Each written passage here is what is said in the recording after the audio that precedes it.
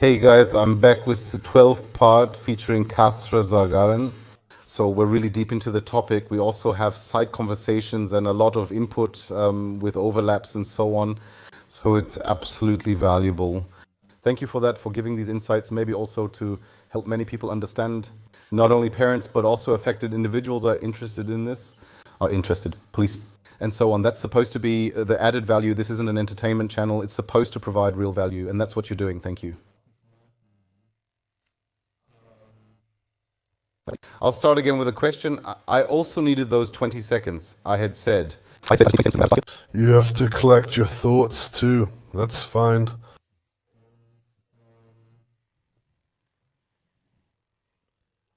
And yes, the question is always, did you have a feeling about it? Of course, the club won't let that slide, and of course, Kelly Pari won't let that slide either. Do I also have a failure? I know it's hard when you're in the system. Did I have any failure? Could I have saved a life? Right? I know it's a very complex question, but In hindsight, yes. no, the effort went smoothly. Both sides had something fundamental. It may seem silly, but you just need to call things by their actual names. Both sides, perpetrators as well as victims, then both sides had a significant, yes, I'll say it anyway, a significant part in it and also contributed to it escalating that far. That is totally okay to say. Yeah, it's still difficult sometimes because the boy also has family, a mother, and we're sitting here talking about it too. And you have to. I always try to take it easy because, of course, I want to. He's dead, the mother is still alive, the family is still there. It's always difficult, of course. And that justifies, of course, not even remotely, but the situation. This is just some real talk right now. And we want to be honest with the community and viewers. Is it just like that? Both sides contributed massively to the situation escalating the way it did, plus third parties, fourth parties as well. And really unfortunate circumstances that didn't lead to de-escalation, but just let things continue. Unfortunately, and in the end, things turned out the way they did. So the decisive point, which has now stuck as the main topic for this video, is that part.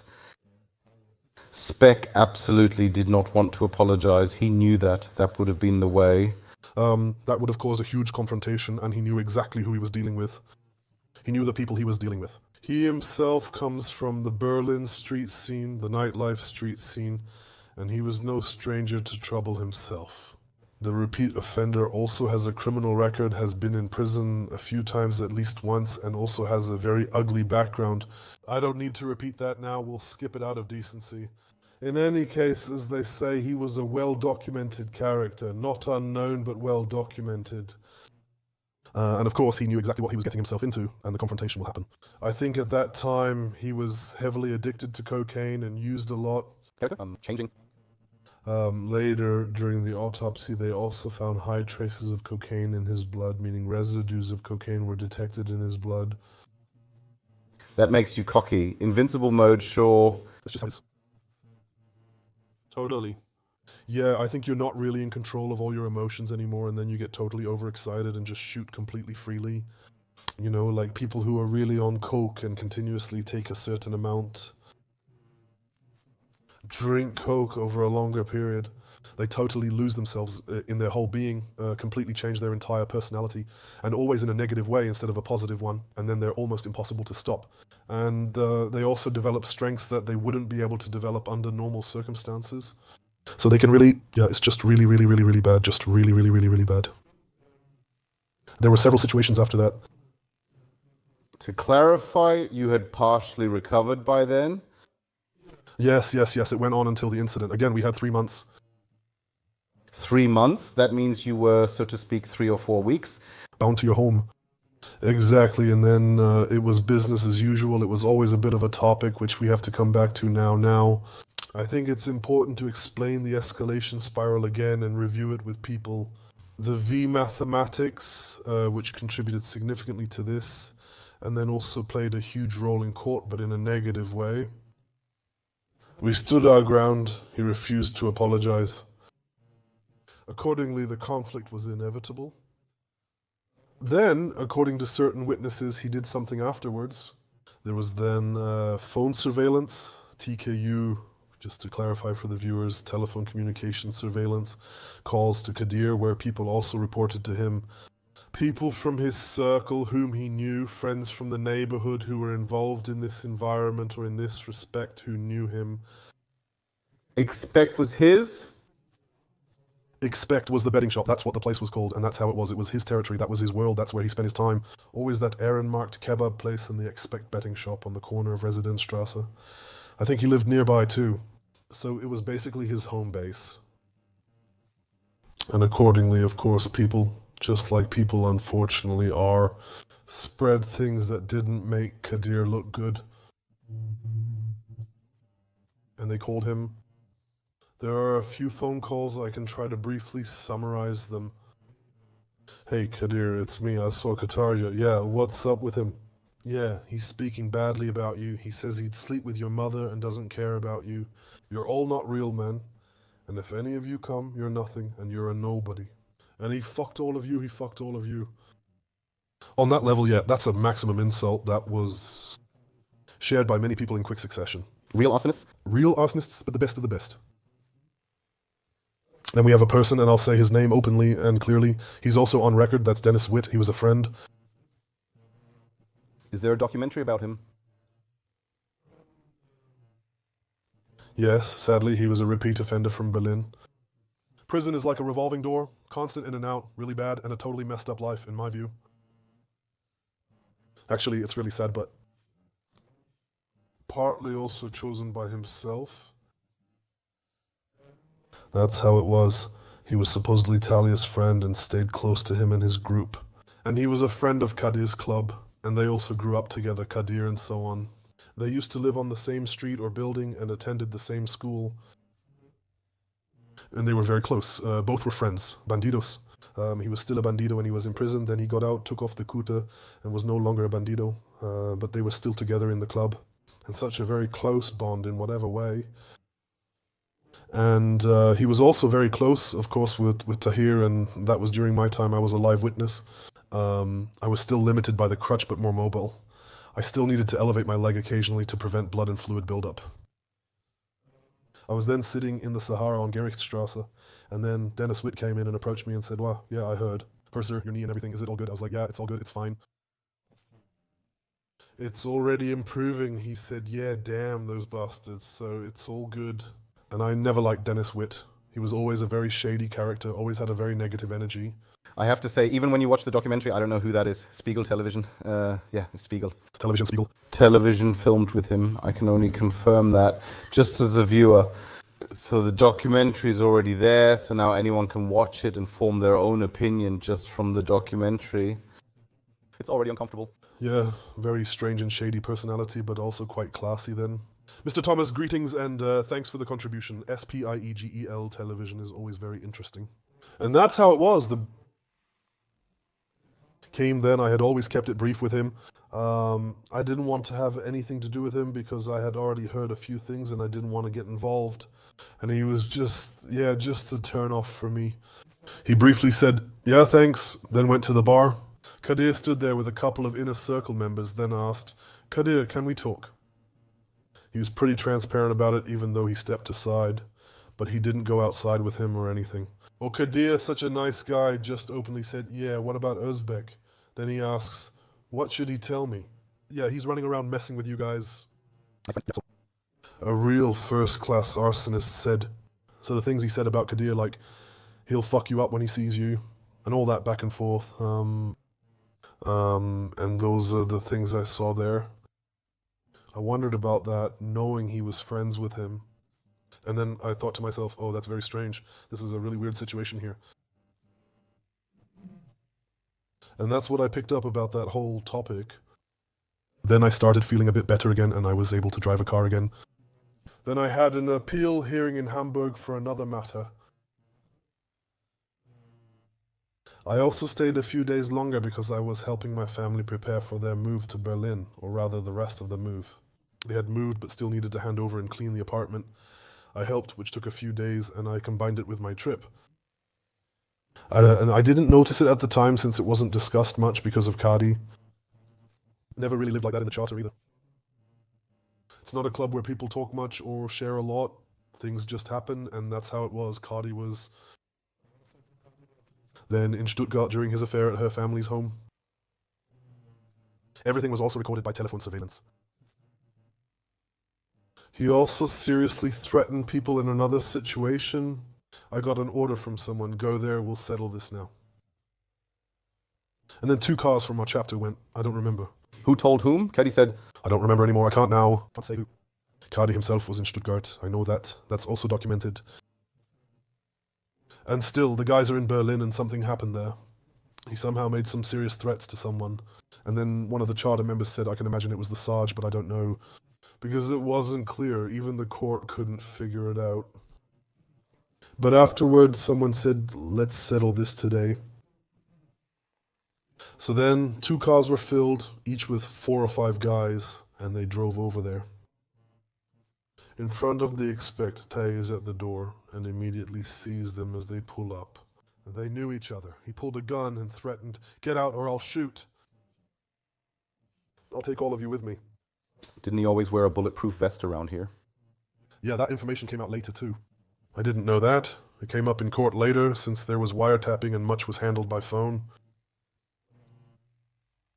So friends told the judge about it, or supposed friends, or just acquaintances. Arsonists, as you accurately stated. He got aggressive, yelled, oh, get out, I'll shoot you. The people didn't get out and drove away again.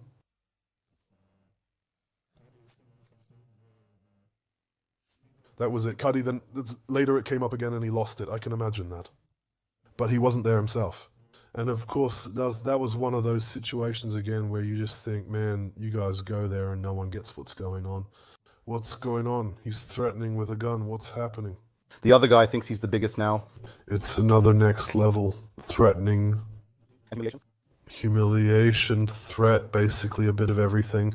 May I interject for a moment? Yes, of course. Go ahead. Because that might be important for people to understand. Maybe you can talk about that. Also for people who are thinking about becoming gangsters, want to be gangsters, people who are already gangsters, or whatever.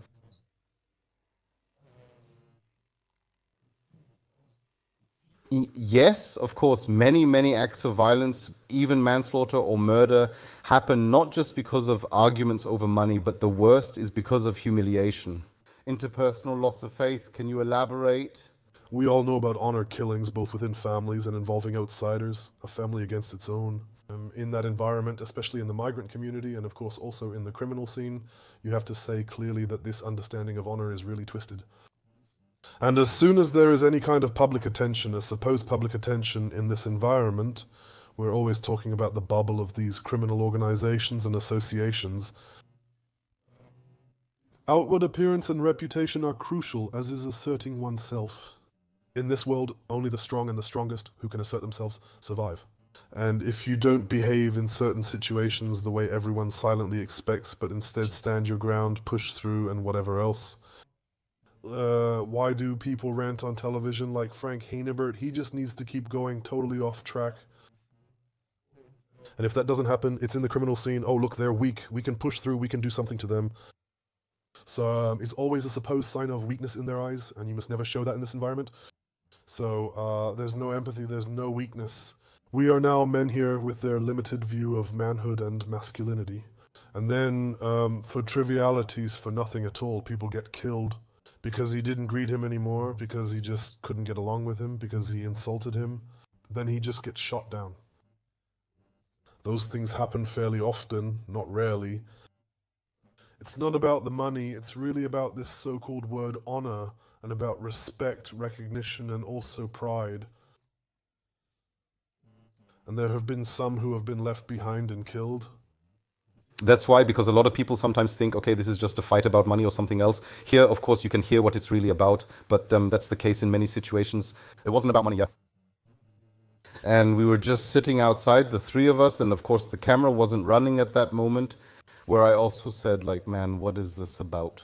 Well, sure, it was a stabbing in front of a club and so on. And yes, someone is dying here, that's no secret. You lost time, others got life in prison. Someone died, families are breaking. And what is it all about? That's what I'm saying. When others look at it, they just say, okay, there was a dispute here over a shipment of cocaine. 50 kilos, I don't know. You know what I mean? That's messed up too. But in the end, it's just obvious that something like this can happen quickly, but not if, yeah, totally, I'm completely with you. And yeah, guys, that's how life is out there. It's no joke. And also all those internet gangsters who think they have to adopt some mindsets from some weird people who are currently active on the internet. I can only say, guys, the life they're describing is serious. It's not a game. Many families and people are destroyed there, losing loved ones, fathers, mothers, sisters, and children. All of that has already happened. Innocent children have already died in bomb attacks. They had nothing to do with it. So it can also, I hope it doesn't, it could also happen to you if you're simply in the wrong place at the wrong time just by walking past that car. And then suddenly someone shoots at it, ricochets, and so on. In North Rhine-Westphalia, 100 men were shooting in the marketplace in broad daylight. A ricochet like that suddenly hits you, or a mother and her newborn, bam, the bullet strikes either one. This is not a game, this is not a joke. And try to get a grip on yourselves. Also the guys who think, you know, with this whole 31 thing and how that word gets thrown around all the time, of course you don't take it seriously, but you know it and I know it too. Of course, guys, we're not just anywhere, we're here in Germany. We don't have to become criminals. We can get a good education, learn, work harder, stay focused, start our own business, and push ourselves there too. And then everyone can be successful and live a good life. I know it's not always easy, especially now with inflation, but we're still doing much better. It's possible, and we don't have to turn to crime. I get it. When you grow up somewhere, there are nothing like that. Acquisition crime. I always understand that when someone steals bread because they have nothing to eat, but that none of us have to do that here. That's just how it is. That's coming from ignorance and arrogance, and because people think it's cool and great. So guys, think about it a little. You all have a brain, and yeah, stay away from stuff like that. Period. Exactly. Well, theoretically, back to the club, humiliated again. Level escalation. We were at impact, now we're at impact. Let's approach it this way. Colors, it was green, now yellow, and soon red. Yes, as I said, this info, then there was some info over the phone. Yes, Cuddy was called, he was supposedly walking around with a gun and things like that. He was informed about that, it was discussed in court, and I don't want to commit myself. Phone surveillance or a witness said that he was informed about it. And he was supposedly walking around with bulletproof vests. Yes, of course it's difficult that he's also showing a new level of escalation with the gun. Everyone knew because he showed them, but it was still passed back to him. He was in Stuttgart for 1 or 2 weeks, and of course, at some point you just can't contain it anymore. And then there was the incident. In my opinion, that was the final blow for the whole story. And that was like, this is the end now. Then there was the situation with his older brother, Erzoy Padir. At that time, he had just had a child with his partner. So they had a child together, his child. They were together and then went for a walk on Residenzstrasse in daylight around noon or afternoon with the newborn 2 or 3 weeks old. And Erzoy Padir, the brother of Kadir Padir, the older one, of course knew Tay Özbek. They all knew each other. I didn't know him. He walked right past me after everything. I didn't recognize him then or in the photo. Then they showed me pictures, but I didn't know. Not Tay Özbek himself. Also due to that mass brawl stabbing. I couldn't tell. It's possible he stabbed me, or maybe not. I don't know. But they both knew each other, and he walks across Residenzstrasse and passes by this expect at a certain point, which is his barrio, his territory. He sees him with his wife, pulls out his gun, and shows it to his brother. He stops, spits at his feet in front of the woman, a newborn. In this world, that's something you can't do. No, it wasn't just at most. That was his death sentence. And I went through all that with the police, but I didn't even understand the situation. At that time, I was in Hamburg, everything was proven.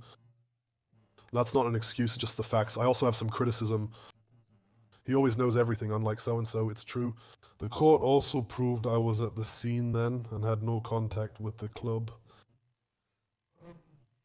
We dealt with only 2 relevant people on this issue.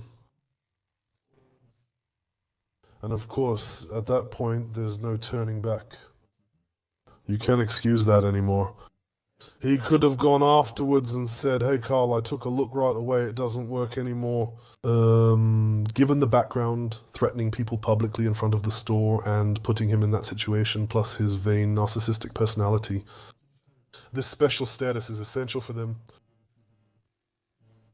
Well-being. That's why they react to criticism if you dig deeper. Then shutting down and turning away is actually the nicest reaction. And in this case, of course, these are people. And of course, he also has where you say, hey, now they've painted themselves into a corner. But did you have no more meetings at that point? No, and those things were never discussed in meetings. That's a typical meeting topic, in a secret location. No, that's just the sergeant and the president.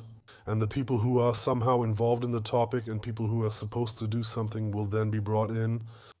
That never happened. They were too cautious. That's why we'll revisit V Mathematics with that tip from the start, that it was completely unrealistic. People always like to use the phrase, it's not realistic. I also like to use it because it just wasn't realistic, especially not given my experience with the club and its secrecy.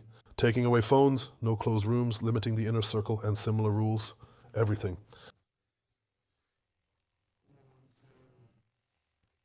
And yes, that's how the situation was. And now we come to the day of the crime. I think those are the main things that happened. How long has it been since the incident with the brother? About 3 months, give or take. With the brother, just a few weeks. Oh, just a few weeks. It's on record. I can't say exactly what. Of course, you can look it up again. But it's been a few weeks now. It was all shortly after that. And yes, then Dennis Witt came back a few more times. I noticed that too, but it was always the same topic. I kept my distance from him. He was also described to me as, yeah. The people, they were in a... Whatever. You can't do anything with him. I asked, what do you want with him? You said you can use him. Fine, you're just playing along. With fire when you say he was an informant or whatever. They already said that back then, and he was also known for that. Actually, I didn't really know him, but that's how he was explained and portrayed to me. And he also gave the impression that he was a very shady character. He definitely has that aura. Exactly. And yeah, so now we've made it to January. New Year's Eve, through the second week of January. Are you still together with your wife? Yes, of course, everything's going well. I even had a woman again at Artemis and everything went just as usual. On October 1st, 2014, the crime day, it seemed like a normal Friday or Saturday. I was out, did my things, picked up my money, was out and about, ate here and there at home, stopped at a few places, nothing earth-shattering. Over the weekend, we had to be at the Sahara. Then at some point around 7 or 8 in the evening, I was inside the Sahara. Everyone was there, we greeted each other, and even had a visitor, Grom from Aarhus, Denmark, who was very close with Keddy. Maybe you can still Google him, or maybe you can see him in photos. I don't know if you can Google his name, but he's that well-known guy with the headset, the one who's bald, around a face like this and that. The entire face is tattooed, including 666 across the eyes. As an effect, you can see it somewhere. He comes from Aarhus. We got along very well with him. I also knew him very well. We also spent a lot of time together in Flensburg, in Aarhus together, and he was there visiting. Then it was said, yes, we always had our meetings on Wednesdays. We didn't have a meeting that day. Eventually, it was decided to remove all brochures, flyers, and acquaintances. We need to discuss something in the club. The people go out. We close the door. Sahara. That was a fairly large bar area. We pulled up the chairs, sat down, and then it was about upcoming trips. We discussed club issues, covered several topics, and removed some members internationally. We wanted to clarify who goes where. And I think Caddy also wanted, to show off a little in front of the guest and Gorm. And he just wanted to show off his charter a bit, that he holds meetings. It was really just a pseudo-masculine attitude overall. He just wanted to show off, talk about his charter, even though he already knew. One of them translated. Then things were discussed, but nothing earth-shattering. Club business, charter business, emails were read out loud. We have email correspondence, the emails. The paper was then burned in the toilet. It was burned in the sink, then flushed away, I still remember. And then we sat there and talked about things, back and forth. Then it just faded away and was over. I got up and said I'd come out, bring something, grab a shisha, and be right there. People sat around talking. It was very relaxed. Gorm was also chatting with the people and so on. People were still sitting around the table, slowly starting to leave, and they were still chatting. Then I walked to Happy Day, that's what it was called. I think it still exists. He always offered shisha, though it wasn't his main business. I asked, can you make me a shisha? Sure, I just need to reheat the coals. And I waited about 10 minutes and thought, this is taking a long time. And he did it regularly, and when it took longer, he would say, I was a regular customer. I told them to bring it back to me since I paid for it, or maybe I didn't, I'm not sure. Anyway, I said, he says, bring it over to me when you're ready. The boy should bring it over to me. Yeah, no problem. I walk over, I arrive, and the mood is different. I notice everyone is on edge. I notice it's kind of, you walk into the room, you realize, okay, something's not right. Suddenly, everyone became hectic. I asked what was happening. He said Cardi wants to fix something quickly, but he didn't know what. He said we should drive an expat. I said, what do you mean? And then Cardi came up again. He said, hey, like I said, go to the expat and see if Tay is there. Check out what's going on there. Like I also said it in court. I also mentioned it in my statement. That's about how I remember it. One of them asked, why now? Just go there. Not him? No, he wasn't on site. Okay, all right, he won't need to be told twice. Why not? It's his topic too. That's the president. Yeah, he's never gone anywhere with us. I've never seen it. We often have trips like that. You check who's there, make an announcement. Just that's how it was this time too. It wasn't unusual. We knew a conflict was coming. Did it start quickly then? Yes, that was really, really quick. It was really, really quick. Too bad you didn't wait for your shisha. No, exactly, but that's just how it was. Yeah, and that's how it was. And then we got in. You knew, okay, Ty, there's a conflict and so on. That's why he asked, who is that, why, and so on. That was obvious. Then we drove there. I remember being with Cenk Hatavogchu, who had just transferred from Western to Frankfurt. He was in conflict with Aygun, left that situation and joined us. That's the guy whose tires were slashed in Frankfurt, and people say it was by Aygun's guys, or Aygun's guys were there and didn't help him. They were the ones, as I remember. His vocal cords were badly cut, leaving him with a high, scratchy voice. Do you know what it's like when someone has laryngeal cancer and you press on it? Just like, Only higher, not lower, and no button. Also crazy stuff. I have to ask a question in between. How does driving that make you feel? Like, I think it's interesting for people too. So, Ty's a repeat offender. That's what he says right now. He doesn't care about us, which I don't think you're used to either. People say, we don't care about you. He's armed. I didn't know then. Some did, but not everyone. That's definitely information you could share. I think. Actually, you could have given that information too. They drive there because someone is assigned to take him out. Now you've already made a leap, which we'll definitely dive deeper into later. How do you feel when you set off? I thought, here we go again with this drama. I didn't feel like it, but you just have to go along with it. And that's it, you're done, you're out. Especially our charter. But it wasn't an unusual situation either. We had that over and over again very often. Bar fights here, wrapped up in the announcement, pulled out, what's going on here, and so on. So there was always something. That wasn't an exceptional situation. Why didn't anyone ask more questions? That was always standard here, especially for us. We then drove there. I got in the car with a colleague from Frankfurt. There were 3 of us, so 4 in total, including me.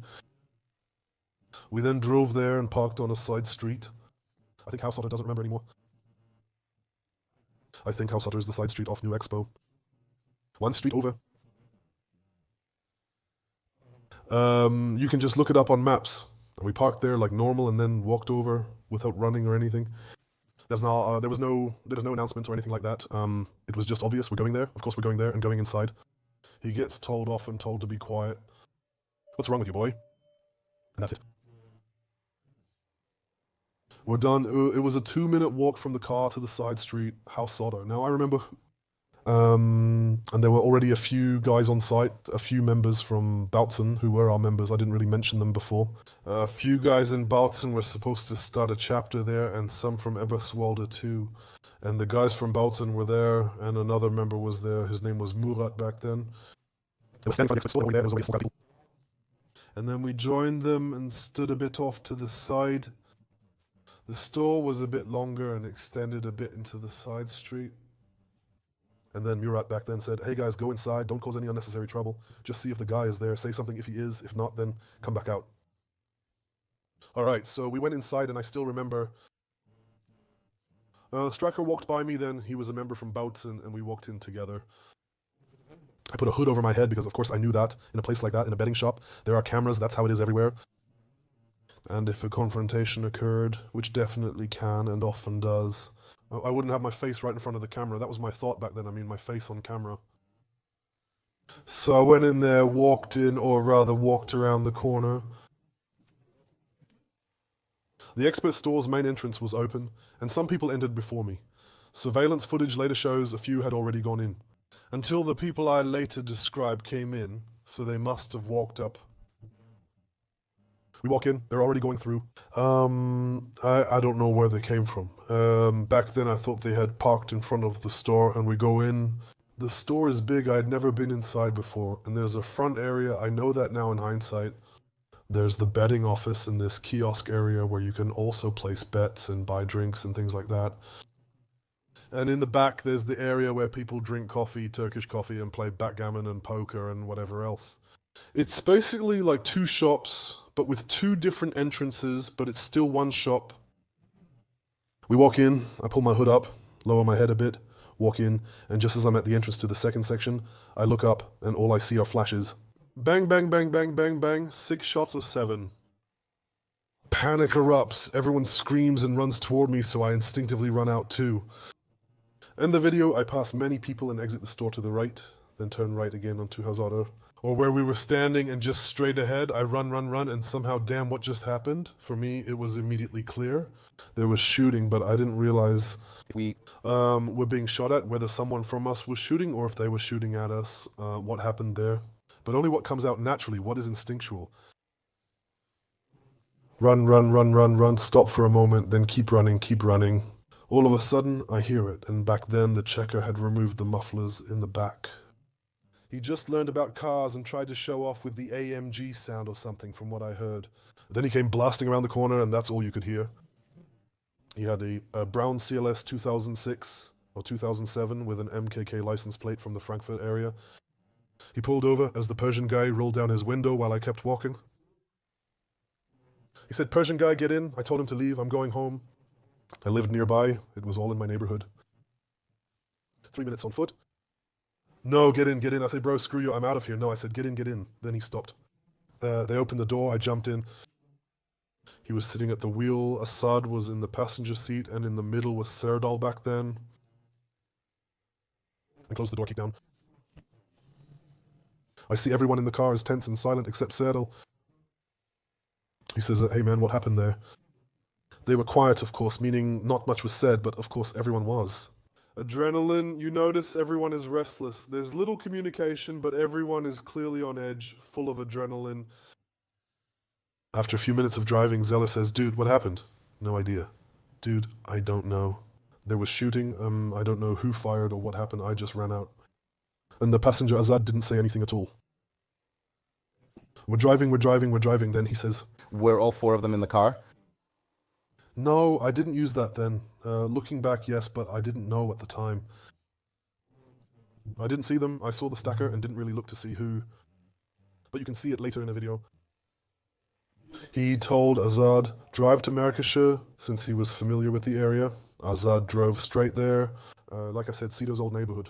And yeah, he got there and parked in the name of, in a small side parking lot. At that time, this guy, Murat, showed up behind us. He always had some rental business going on. That was one of his rental cars. Someone said, there's a car behind us. It's the police. But he replied, no, that's Murat's license plate behind us. Okay, all right, we knew his car. He followed us to the parking lot where both cars stopped. We got out and there was a big commotion. How many people were there then? 5, 7, or 8. 6, 7, or 8, I didn't count, but a few from the car. There were 4 of us and 3 or 4 of them at most. And then we're just standing there. What happened? What happened? No idea. Dude, how did they shoot? Who shot? Was anyone hit? Was she hit? What happened there? I have no idea. He says, what kind of chaos was that just now? No idea, bro. He says, dude, we have to get out of here. We have to figure something out. No idea. Then it was a huge mess. One said, I have to go to my shop. I'm leaving. Another said, I'm going home. Another said, I'm going to the Sahara. I wanted to know what's happening there. I looked at him and said, okay, I'm going to the Sahara. Back then, Azad, I said, okay, all right, come on. Then we split up. Tabuk Shul went home to change clothes and left by car.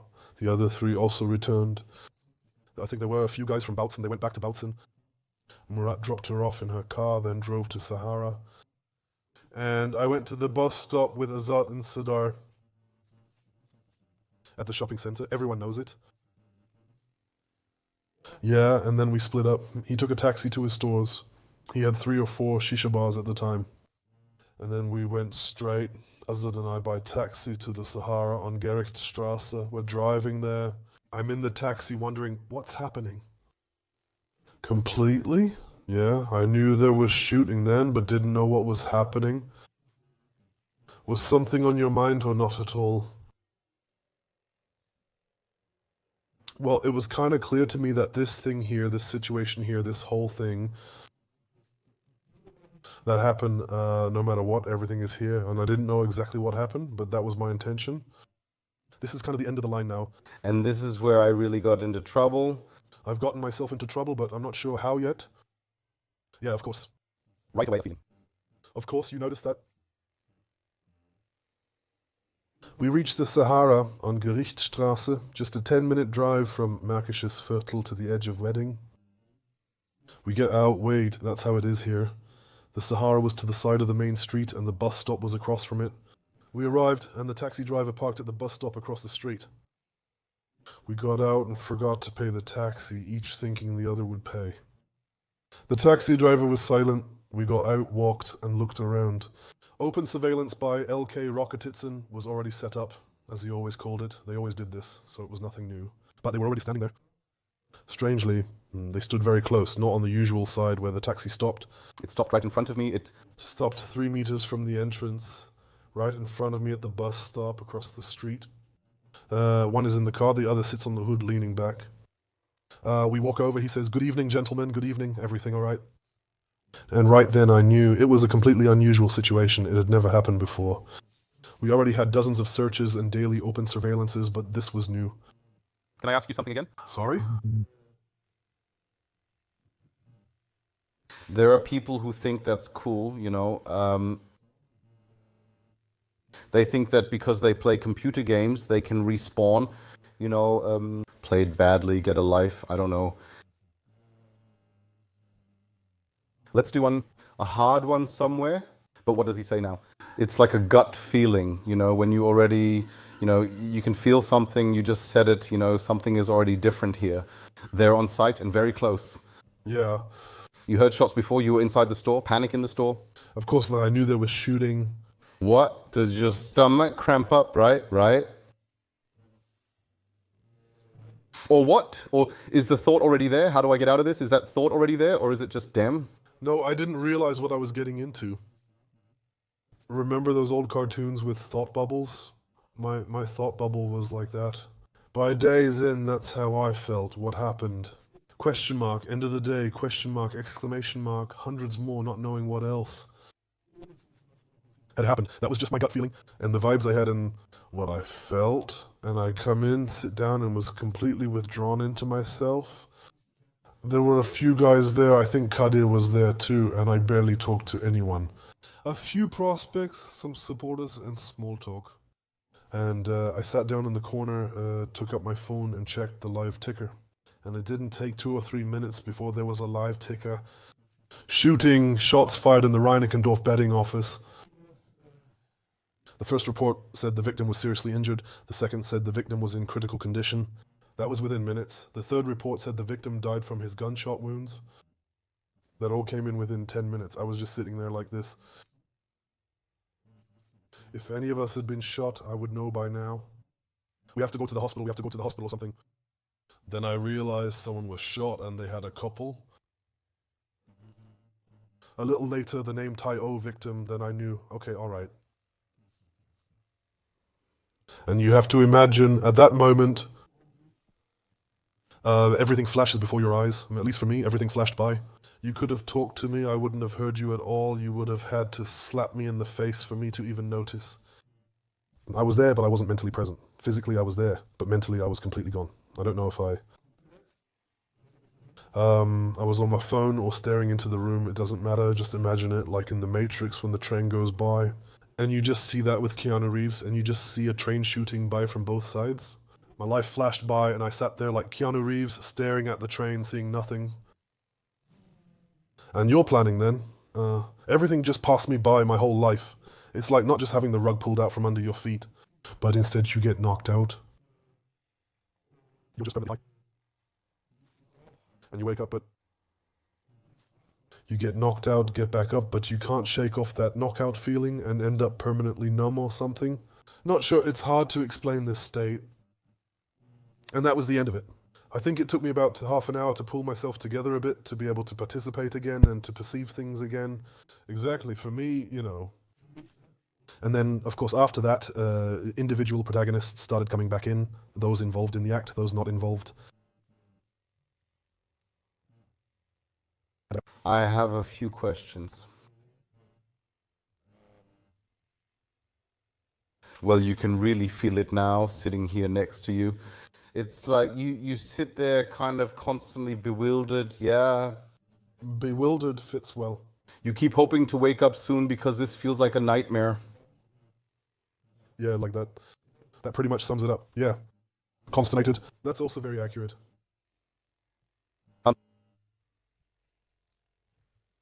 At this point, again, from old ways of thinking, we repeat that often. That was important so that people wouldn't accuse us of anything. Look at they're celebrating there, but there are always a few low flyers. I have to, maybe it's late, only part 12. But I've already gotten to know Kassra for a few days. Not even glorifying anything or anything like that. Anything, Thorsten? You can do that, right? There's nothing to glorify either. See, Thorsten. Thorsten, the cameraman, also speaks. He's the best.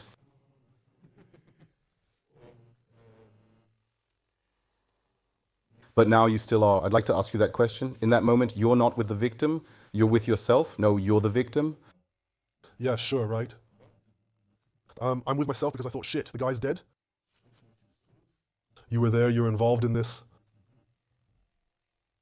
Of course, anything else would be a lie. I wouldn't have believed it either. Yeah, I wasn't even that far yet, not at all. That's... Yeah. That would be nonsense. I wasn't even thinking that far ahead, and of course I was only focused on myself. I really thought, oh shit. You're stuck in this situation now and you think, man, what just happened here? 2 hours ago you were out with your car, picked up, I don't know, 5 grand, just as an example. Had a nice meal at Gosh on the Kudam, all you can eat, something like that, or a kilo. Had a nice Moet bag to drink. You're driving around, planning to fly somewhere next week. Portugal? No idea. Then 3 hours later, you're involved. Involved in a murder. Well, that's, I don't know. You can't destroy a life any faster than that.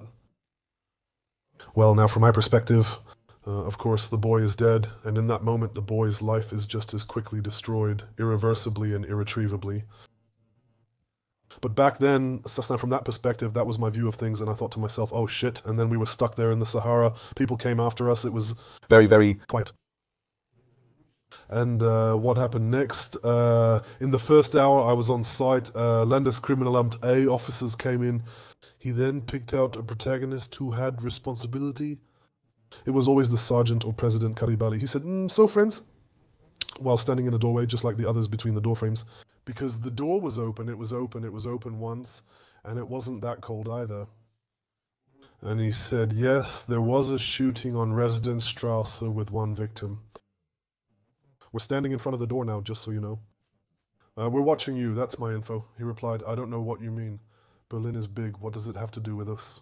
And we're here on a residential street, he says. No need to discuss it, I'm just sharing the info, that's all. And that's what I picked up. So things started moving really, really fast. Not just Ellen, but also very effective since they were already connected. They didn't say that for no reason. Someone got shot. You don't just go straight to the angels, so it was already clear to them. That comes from the... I'd like to close this part with a question. There's still a lot more to come, and specifically from our own camaraderie. Back then, there was also a murder, the so-called New Year's Eve murder, and I just had to think about that. What happened there? They then, together, while they kept partying, killed someone with a knife during an argument. Okay, good. Oh, I think you mentioned that once before. And there were very different reactions from those who were there, and I'd like to briefly ask you about that as well, Sam. There were some people who were standing outside, they came in, and so on. Then you meet up at the Sahara. You say you're sitting there, and it's like you're in a tunnel, like God is here. So how did some others react? Well, there are those. People differ a lot in that way. Do you recall anyone ever saying, yeah, I'll have a Coke and a Snickers or something similar? You know what I mean? I can give you a good example and also a reference. I don't know if you can play it. There's this famous Burger King video. It was recorded after the incident in Prenzlauer Berg. 3 or 4 o'clock in the morning after the incident, we were all at Burger King eating together because we had visitors from Cologne. Yes, after the incident, we all went to Burger King together because someone asked who wants to eat. Everyone piled into the car saying, let's go to Burger King. There were about 10 or 11 of us. I'm sorry, but that's just insane. And you can just watch the video. I was in it, Karipadir was in it, Murat was in it, Murat was in it, so he was involved. Yenka Dervukshu was in it. And those are at least 4 that come to my mind right now. I was totally overwhelmed and unsure what to do when we arrived. I didn't really eat either. I took a bite of a cheeseburger and put it aside because I just didn't have an appetite. Yeah, I thought of everything except eating, and then we walked in and people saw us. At the order counter, I go up as I place the order. And so I took over and I actually just wanted to be alone, but it wasn't possible at that moment because I didn't want to leave either. A, because I was afraid that, of course, the Special Weapons and Tactics team would burst in at any moment, the door, because I knew I was involved, and B, I also wanted to know what was going on here now, what was actually happening here. And then I went upstairs, sat alone for a few minutes, and then everyone else followed. And I think Pallier ordered 20 filled, 20 cheeseburgers. And on the camera, you can see him stuffing one after another into his mouth, one after another. I'm next to him. That was a blind spot since you know everyone's seat. And I moved a bit and put it down. And everyone else Regis was confused. The others were talking, the ones who were also there. So it was all normal. The others were sitting there, chatting, sometimes looking at Kadir and back and forth. And Kadir too, what's up? And how are things in Cologne, and so on, and this and that. And the guy from Cologne was also sitting at the table with us, a Cologne member at that time. There you get a sense of some people involved in the crime, including me. How they reacted there.